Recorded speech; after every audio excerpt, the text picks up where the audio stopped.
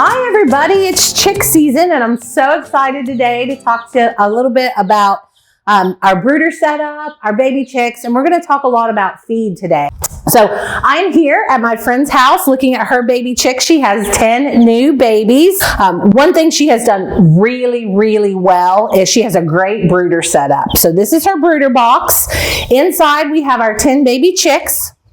She has these chicks on pine shavings, which is a really good option. There are a ton of options to choose from. If you guys want information about those individual options, please just ask, put it in the chat, and we'll definitely go over those. In this case, she's used pine shavings, which is also my preferred bedding because it absorbs a lot of moisture. It dries out really quick. So having the brooder set up with the really good absorbent bedding, a great feed option. She has chosen the Kalmbach Organic Starter Grower and water. That's all we have to do for these baby chicks, and they are going to get off to a great start. So we're going to take some of these babies and I'll show you what they look like now and what they're going to look like when they're adults, and we'll talk about how they get from teeny tiny fuzzy chick to big beautiful chicken, and we'll tell you everything it takes to get from A to B. So I hope you guys enjoy this. It's going to be a lot of fun. Let's get started. So let's talk a little bit about feed. I'm really excited. We put a lot of great feed options out here. At Kalmbach, we have really great high quality feeds, superior nutrition. We have products out there for any type of bird that you want to raise.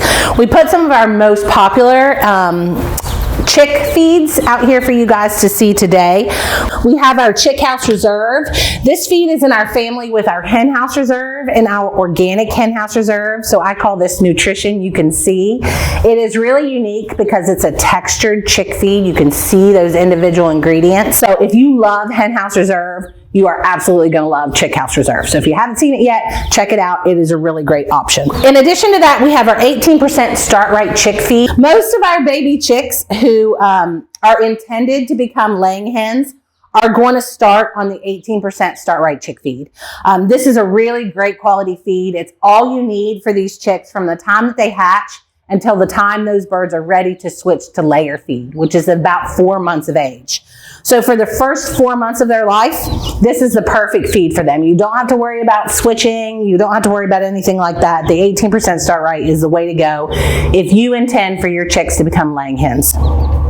Some of the biggest advantages of the Kalmbach line are our LifeGuard supplement. So it is a proprietary blend of prebiotics, probiotics, essential oils, and digestive enzymes that all work to help focus on the gut health of these little baby chicks. So when these little baby chicks get off to a really great start, they become really great layers. So if we can set their gut health up to be really strong when they're babies, we can get really good production from those birds when they're adults. So look for that LifeGuard seal. It's on all of our bags that contain it.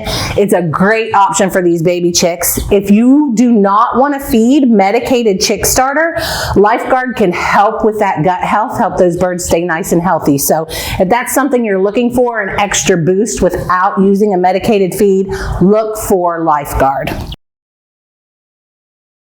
So we get asked a lot, what's the difference between your all-natural feeds, your non-GMO feeds, and your organic feeds? So if you want to feed non-GMO, or if you want to go all the way and feed organic, we have an option out there for you. So just reach out to us. We are happy to help you find the right feed for you.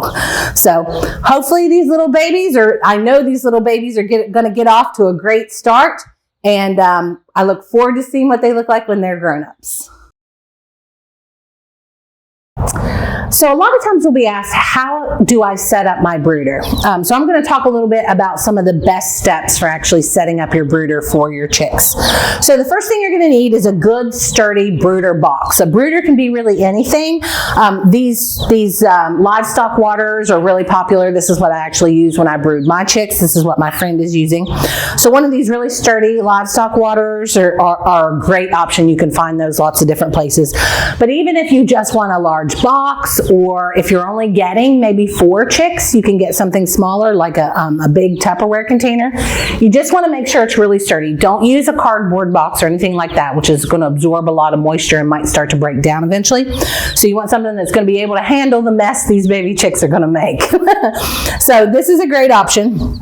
The best thing you can do with your brooder is set it up before you get your chicks. That's really important because it gets those chicks off to a really great start.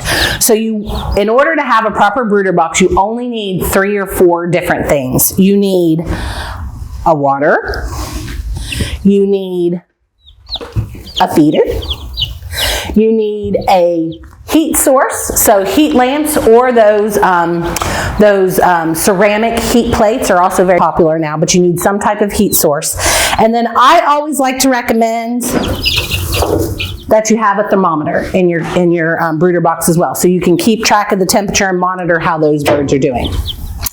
So those are really the only things you need to set up before you get started. So go ahead and get everything set up in your brooder. I like to heat my brooder in zones. So I like a warm zone and a cooler zone. This helps a ton in the spring and the fall if you raise chicks because the temperature varies so much during the day that in the morning it might be really cold and in the afternoon it might be really warm. So if you can't constantly monitor the temperature, which is impossible for most of us to do, having a warm zone and a cool zone allows those birds to get underneath their heat source when it's cooler outside or cooler in wherever they're being brooded. And then if it warms up in there, they can actually get away from that heat a little bit over here to the cooler zone. That helps really regulate. They can regulate and keep a consistent body temperature that way. One of the primary causes of a common thing chicks get called pasty butt is stress. Pasty butt is really, really related to stress. And so that constant change in temperature, if they can't get out of that heat, is very stressful for them, and that can exacerbate problems with pasty butt. So warm zone, cool zone. You want your feed and your water over in the cool zone because if your water gets too hot, they're not going to drink it. And if they're not drinking, they're not thriving. So make sure your feed and your water are not directly underneath the light or underneath the heater. They're in a cool zone. Birds can get under there if they're a little cooler. They can get away if they're a little warmer. And that's all you need. It's really, really, it's a fairly basic setup and it works really, really well. Anyone can do it. So if you're on the fence about getting chickens, you've never had them before, or you've never tried chicks before, maybe you have adult birds, but you're thinking, maybe I'll try chicks this year. It's not really, anyone can do it. It's really a basic setup and it works so well. So how warm should you keep these brooders? That's a common question. The gold standard when these chicks come to you when they are a day or two old is 90 to 95 degrees. So my friend's got it in here. She's got a perfect temperature. I can tell because I have a thermometer in here and it's down in the shaving. So it's down where the baby birds are actually living. You don't want it up here. You don't want it on the wall. You want it down where the baby birds actually are. 90 to 95 degrees when you first bring these chicks home, and then you can decrease that temperature by about 5 degrees every week until you reach ambient temperature. So when you first bring them home, 90 to 95. 1 week later, we've got 85 to 90. Week after that, we've got 80 to 85 until you reach ambient temperature or the birds are fully feathered. Their feathers are their best way to regulate their temperature. So once they have their feathers, they can usually regulate their temperature fairly well. So I get asked a lot about chicks making a mess. What's one of the ways that we can kind of help prevent some of the mess that they make? Shavings in their water, or their bedding in their water, or spilling their feed and things like that. So one of the things I always like to recommend is to elevate your feeder and your water just a bit. So when you first bring these baby chicks home, you want to put your feed and your water on a solid surface that can float on top of the shavings. Once you fill up your water and you put it in the shavings, it's going to be kind of heavy. It's going to sink in there. And so they're going to kick a lot of shavings into that. So putting it on something like a piece of cardboard that's cut out, or even a piece of plywood that's cut out in a square, will help that water float above those shavings, so sit on top of the shavings, and the birds are less likely to kick stuff in there. Because once it gets really dirty and you kick a lot of shavings in it, once again, your chicks aren't going to eat or drink like they should.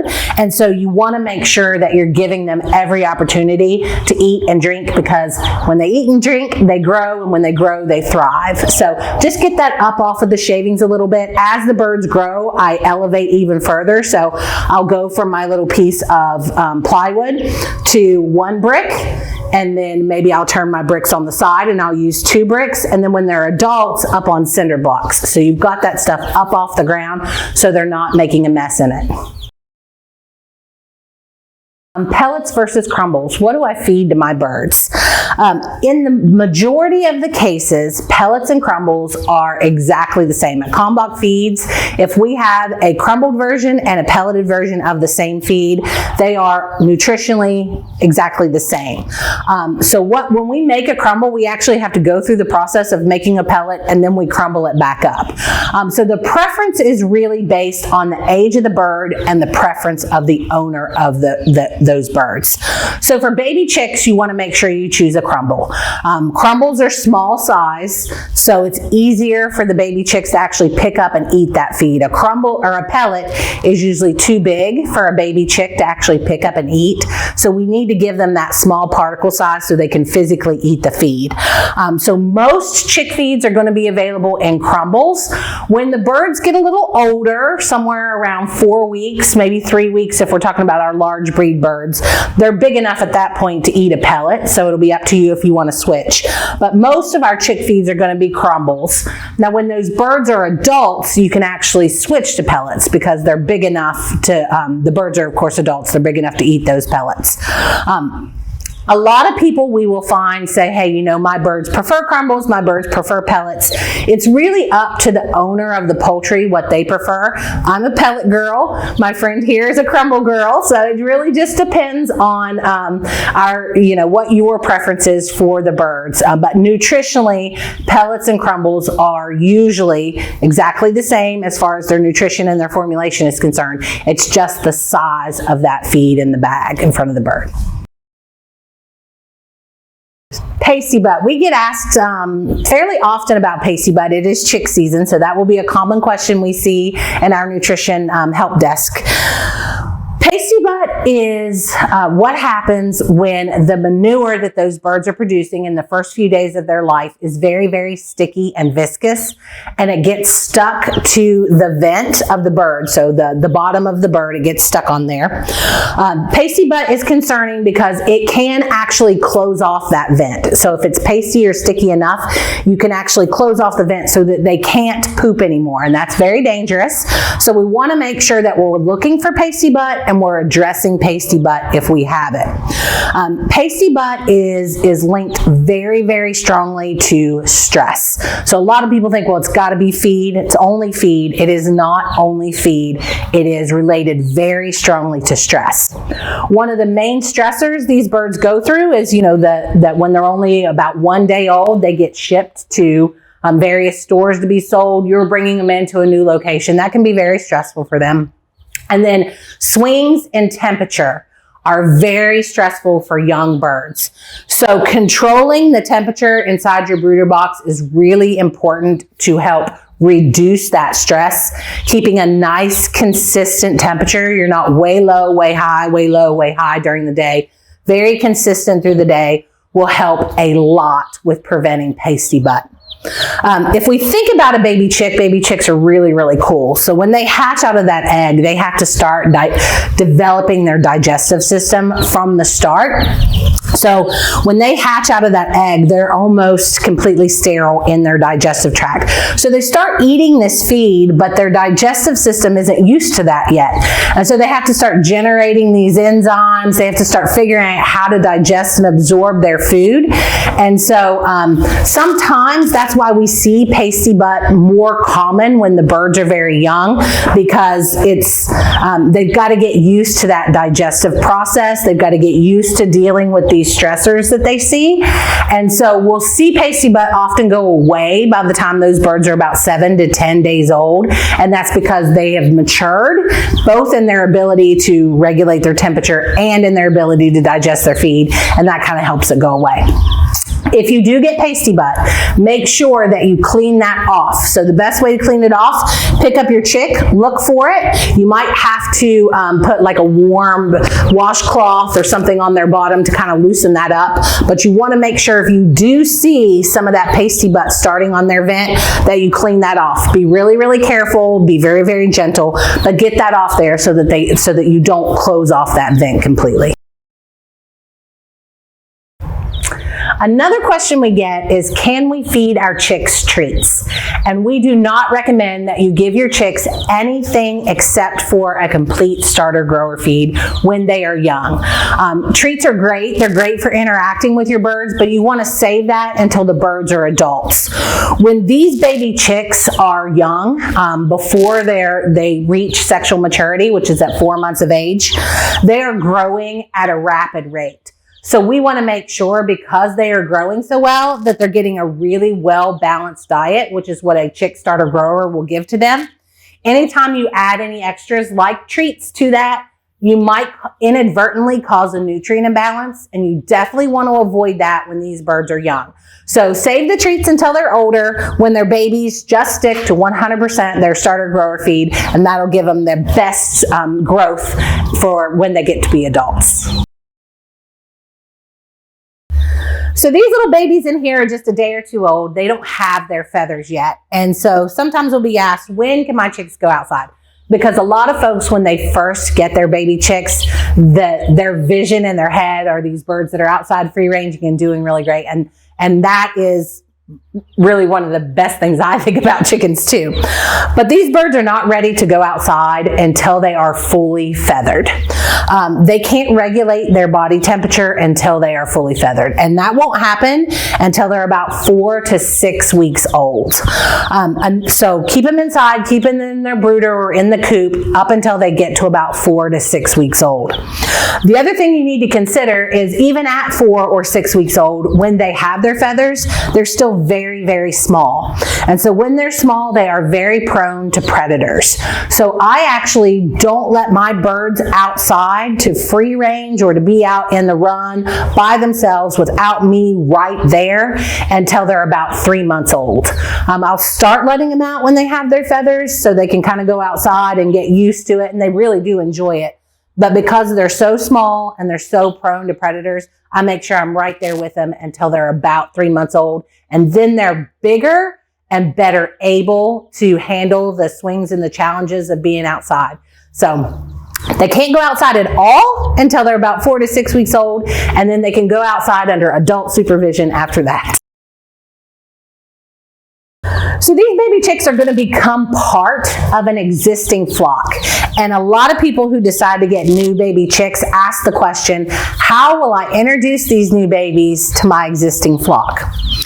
So if you decide you want to expand your flock and you get new baby chicks, you're going to have to eventually introduce your existing flock to these new birds. And chickens work in a pecking order, or if they have kind of a flock way that they work. So they get a flock together that they really like, and it sometimes can be a little bit of a challenge to introduce new birds to that flock. I found I don't introduce new birds to my existing flock until everybody is being fed the same feed. So these chicks are going to be on a starter grower feed until they're 4 months old. So it's best to keep them separate from the existing flock, because the existing flock is a layer flock. They're on a layer feed, and you absolutely do not want to feed layer feed to very young birds. It's too high in calcium. It's too taxing for them, for their internal organs to digest all that excess calcium. So you want to keep them separate because you're feeding them separate, if at all possible. You also want to make sure when you introduce these new chicks to your existing flock that they're big enough that if there is any challenge in the pecking order, that these birds can handle it fighting, that they can handle any of that fighting that might happen. So you definitely don't want to put them out there when they're really, really little against your big adult flock. When I introduce new chicks to each other, I find free ranging to be absolutely 100% the best way, the most gentle, least stressful way to introduce two flocks to each other. So what I will do is I'll have my existing flock who free ranges during the day. I'll have my new birds. I let my new birds out for the last hour or two of the day, or if it's the weekend, I might let them out for a few more hours than that. And your existing flock's going to go out, they're going to free range, and they're going to kind of stay in their normal routine. These new birds are going to be out there. They're going to they'll be shy at first, so it might take a little bit of time for them to actually go out and free range. But eventually everybody will kind of be free ranging out there at the same time. Then put them back separate, and then the next day I might increase it by another hour, so they're spending a little more time out there. And eventually they're going to get closer and closer to each other, and they're going to kind of start to intermingle. And that's a really, really gentle way to introduce new birds to an existing flock. You never want to take new birds and just throw it in the coop with your existing flock. That's going to upset the pecking order. It's going to cause a lot of fighting. It can be very stressful. So you want to give them time to get to know each other. And then once they get to know each other, you can merge those two flocks together very easily. The feeds below that you see below are starter grower feeds. These are the feeds that we're going to give to these birds until they reach sexual maturity, which is going to be about 4 months of age. Sexual maturity is also when your birds are going to start laying eggs. So a great starter grower feed is what you want until those birds reach about 4 months old. Once they reach 4 months old, then you can switch them to a layer feed. As I mentioned, you really don't want to feed young birds a layer feed. The calcium level is too high. So make sure your birds are 4 months old before you switch over to layer feed. Once you switch to layer feed at 4 months, that's what you'll feed all the way through the rest of their life if you keep those birds for a long time. If you get to where those birds are retired and they're not laying anymore, then we have some other options that are available. Reach out to us and we can help. But for the entire time that they're laying eggs for you, they'll be on a layer feed. So Chick House Reserve. Chick House Reserve is a really, really great feed option. It is the starter grower complement to our Hen House Reserve. So if you love Hen House Reserve and you're getting new chicks, Chick House Reserve is a great option. Its nutrition you can see, so it's got lots of those grains and vegetables in it and a nutrient-rich crumble mixed in for the chicks. You may be concerned when you look at Chick House Reserve, if you see the larger particles, you might say, hey, can my particular breed of bird, especially if you have smaller birds like bantams or seramas, can they actually eat Chick House Reserve? And the answer is yes, they can. You might see those birds really preferring that crumble in the first couple days. That's totally normal, mostly because of the particle size. But they will eventually start picking at the other ingredients in there and start consuming those. So the size of the crumble in here fits really well for any breed. So we recommend this feed. We have lots of customers who use it for any breed. So give it a shot if you want to. Don't be nervous about that. So we know nutrition is very important to you. Superior nutrition, quality ingredients, we know those things are really, really important to our consumers.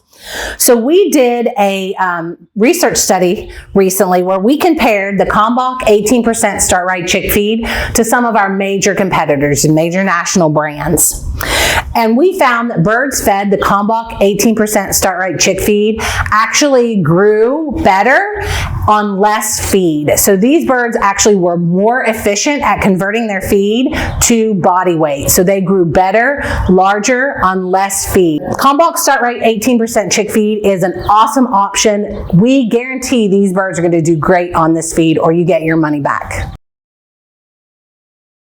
All right, guys, we want to show you what it looks like to go from baby chick to grown adult. So this is our baby.